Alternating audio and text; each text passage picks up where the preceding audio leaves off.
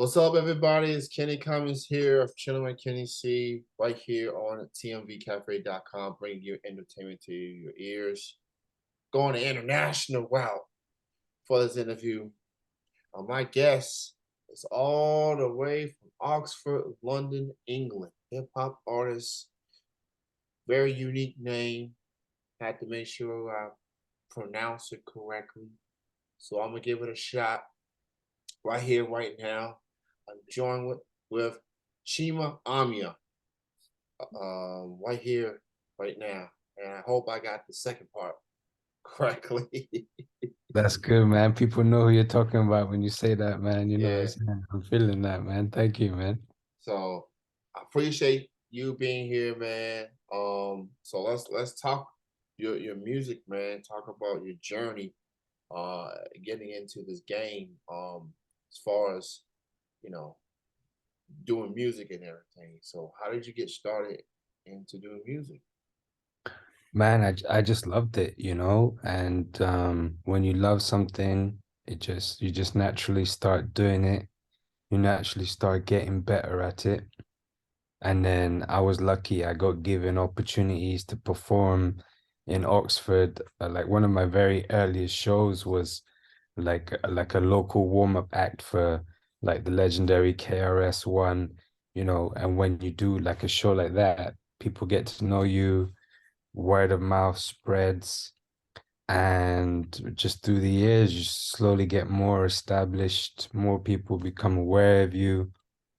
And that's how I ended up where I am right now. Do you know what I mean? Just like you know, working on the craft, perfecting the craft, going from one situation to the next, you know? Yeah, absolutely, man. So, you have been very active. Um, Back in 2010, you released your first LP, New Day, well received. Um, you're known for adding intellect, um, being hip hop head into this British scene. You know what I'm saying? Which I like. I like the thought provoking. And I've actually been listening to some of your music this past weekend, hear a couple of tracks. And I must say that the practice joint, which is your Oh, latest single, that goes in. I definitely dig that joint, man. So you mentioned KRS-One. Um, who else out there like would you consider like influences, the artists that have inspired you as an yeah, man. I mean, I'm inspired by like a lot of the traditional like hip hop producers more than rappers really. Um DJ Premier, Diamond D, Jay Dilla, obviously Q-Tip, um Alchemist. And then obviously I'm influenced by rappers as well, being primarily a rapper. I mean, I'd have to say Jay-Z, Nas, a lot of the East Coast kind of guys, Big L, but also like early in my hip hop listening career, The Far Side was like a big like Bizarre Ride 2 is like my favorite album, one of my favorite albums of all time. And I think that's sort of where I get the because I've got kind of like an East Coast vibe to my stuff, but there's also some crazy zaniness to it, you know what I mean? And I artist? feel like that's like the Far Side influence coming through. Um, and then I mean I'm not I try not to be Madlib as well. Obviously, I got to Yeah, yeah, say shout out Madlib. But I'm not kind of stuck. I feel like I'm not stuck. You know, pe people might disagree when they listen to my songs, but I feel like if you have a more developed musical taste, you can see how all of the elements of like 90s and foundation hip hop's there, but at the same time, it's still kind of modern because you know I still listen to you know Drake, Future, even though Drake is kind of old school now. You know what I mean? Like you know what I yeah. mean? He's kind of old school now. Um, so, but yeah, but it's not even just hip hop I'm influenced by. I'm just influenced by great music, you know, like Michael Jackson, Prince, You know what I'm saying? Barry White, Al Green, um, Curtis Mayfield. What was his group called? The Impressions? I always forget what his group was called. I think so. I think so. Yeah, but so you know, I bump a lot of soul music. Um, yeah, D'Angelo, but that's sort of like the Dilla vibe, really, you know, like the Soulquarians and stuff like that. So yeah, I just love music, full stop. And that's kind of what influences me. And then, you know, my background as well, like I've got an academic background, that kind of overlapped with hip hop because hip hop when I first started listening to it was like a lot about spreading knowledge, you know what I'm saying? So um that's kind of me in a nutshell, you know what I mean? Yeah. Zaniness, gritty East Coast bars, you know what I mean? Next level production techniques and education, you know what I'm saying? Man, and hearing some of your music, I definitely get some '90s hip hop, East Coast hip hop feels to it. Um, as far as lyrical content, still you at the end of the day, just expressing yourself. Hip hop is definitely a form of expression, regardless of influences who inspired you. At the end of the day, it's you. Branch out, show off your personality, your charisma, your wittiness, your grit, things like that. Um, and hip hop, it's become international. Turning 50 years old, less than a month from now. So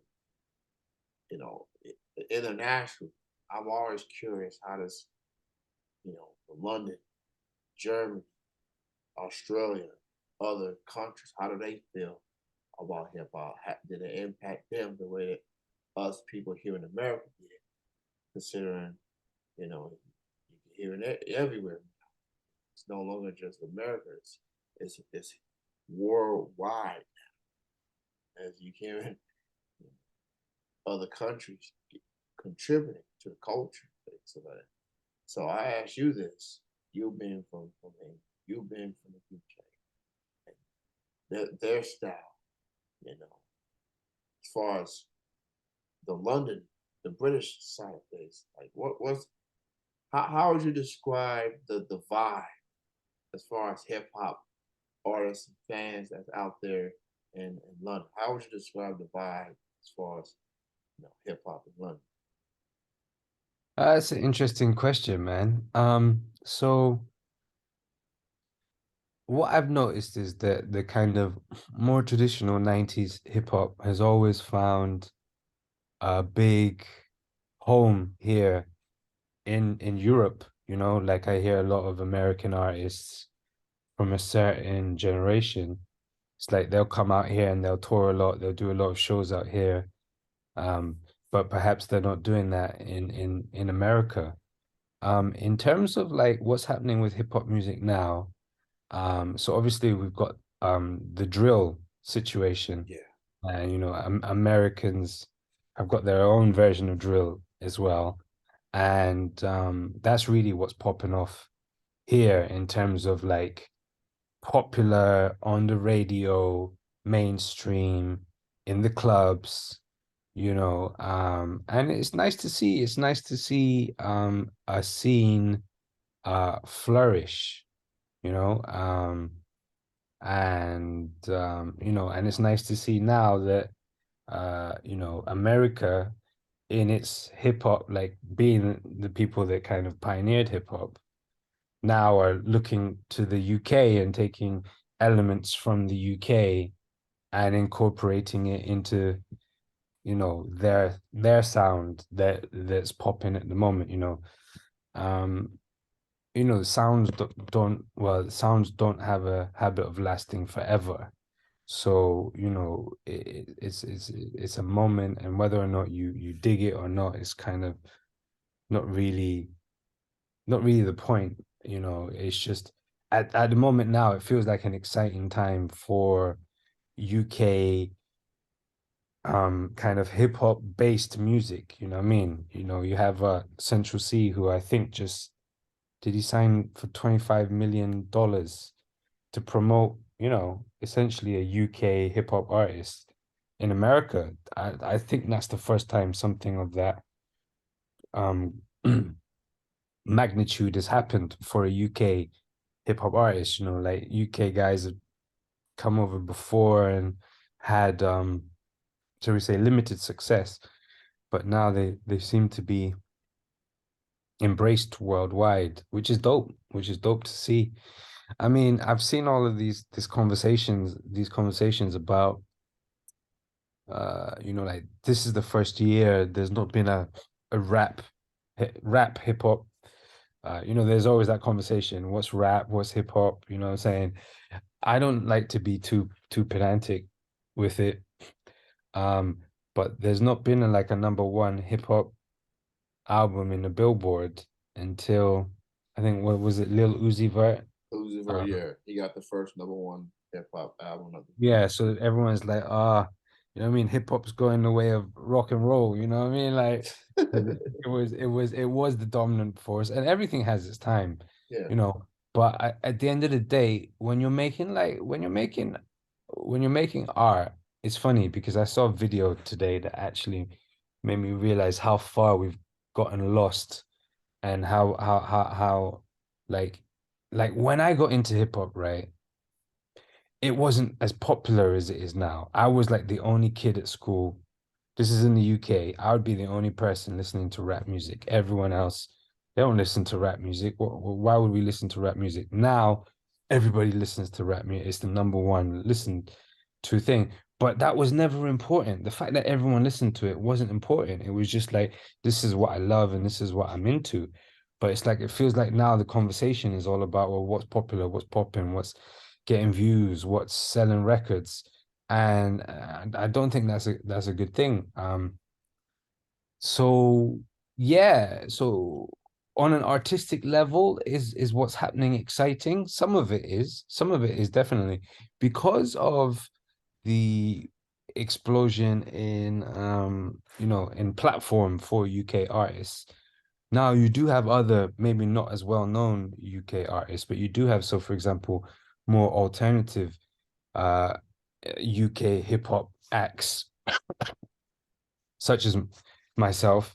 Um and there seems to be like a space for them now, you know what I mean? Because they're like, okay, wow, okay, so over here you can listen to this kind of hip hop now, and over here you can listen to that kind of hip hop. So yeah, it's an exciting time, you know.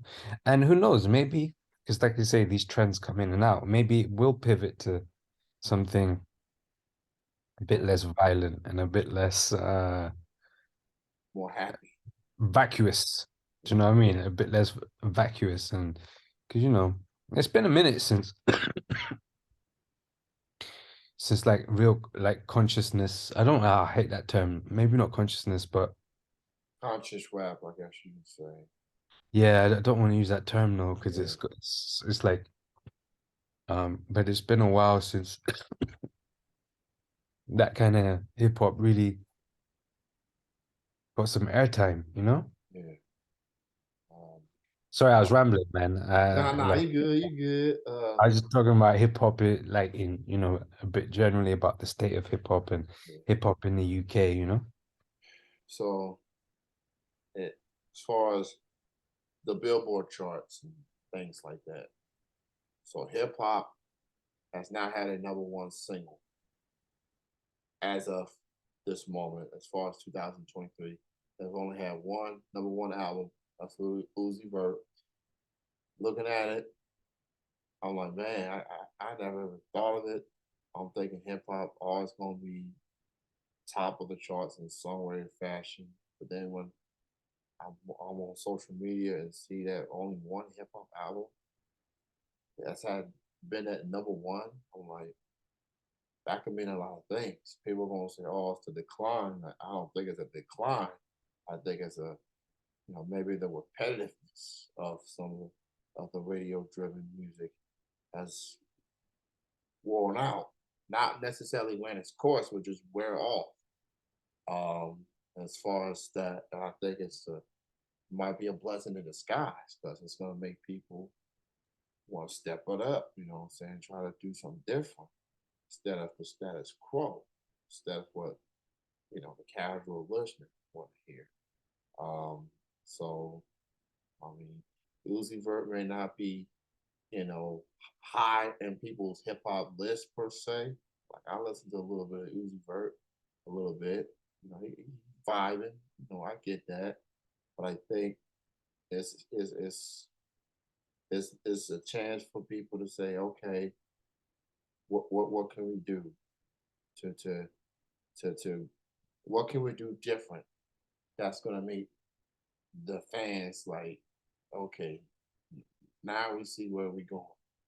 And the fact that this is happening as hip hop is approaching 50 years old, it's just, I don't know, maybe some coincidence or something, or maybe this is a wake up call or something. I don't know, but I think I look at it as a blessing in disguise because it's going to make people want to try something different, maybe go a different route musically, maybe, do something. And I get it, fans are spoiled. We listen to everything and anything that you can think of. It's 50 years old, going out loud. So, um, you know, maybe somebody else will come along and want to step it up. So I don't think it's the end of the world. I just think, you know what, other genres have been active, making that push.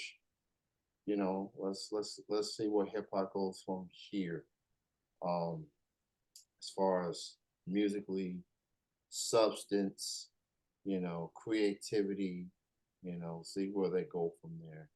So, um, what do you have in store as far as the coming weeks and months? You got any upcoming music, upcoming events, anything in particular you want to promote? Yeah, man. I mean, I completely agree with you. I think it's an opportunity that now that that chokehold is gone and we can go back to I just what's dope. Okay, let's move away from the what's popular because when you chase that, it just goes downhill. It just Yeah, doesn't become interesting anymore. I mean, so in terms of me, that's what I'm trying to do with every song. I'm trying to challenge myself and because I've been doing it a long time, and I want like the new song to be crazy. You know what I'm saying? Like, okay, what's new? What's exciting about this song? And actually, I have a song coming out next week. It's called The Difference. Um, and it features my boy Johnny Voltic, he's actually an American rapper, but he moved out to the UK. But like, Jimi Hendrix came to the UK to yeah, become a superstar. Johnny Voltic did the same. So me and him were on a track together. It's called The Difference. And it's just a dope song. I did the beat, I did the what I mean, the recording and stuff like that. And it's from my project called When Will I Learn? Which is like it's like a tongue-in-cheek, it's like a rhetorical question, when will I learn? But also in order to keep doing this, I had to keep learning. I had to learn new skills. I had to do new stuff, and that's sort of what the album is about. Like, each new step, like bringing something new. So when will I learn? That's the album. The joint that drops next week is The Difference.